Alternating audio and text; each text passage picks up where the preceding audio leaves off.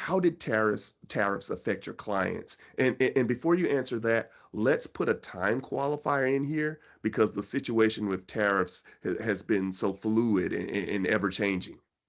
As I typically answer these questions, it's Tuesday. So we will of course, there's a fast evolving situation, but yes, indeed, we released under John's co-authorship the 19th annual report of the pulse of the industry, and it's been a good record of the medtech history, how the industry evolved over the last 2 decades, and it's a fantastic evolution, as everyone can attest to. Specific to your tariff question, surprisingly, it is not like one of the top two, three things that is being discussed in the hallways in AdvaMed, in the MedTech conference, which is a good thing.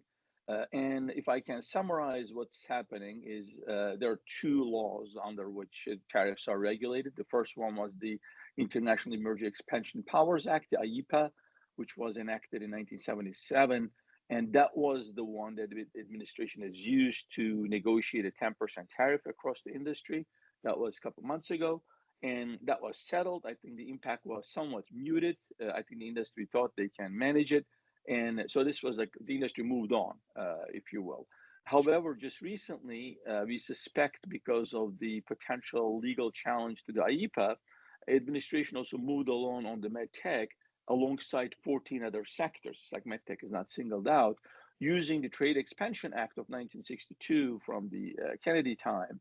And that under that, there is a Section 232 investigation that is started that's going to look at by the Commerce Department. They will look at the picture how it looks like, and then they will come back and negotiate with the industry.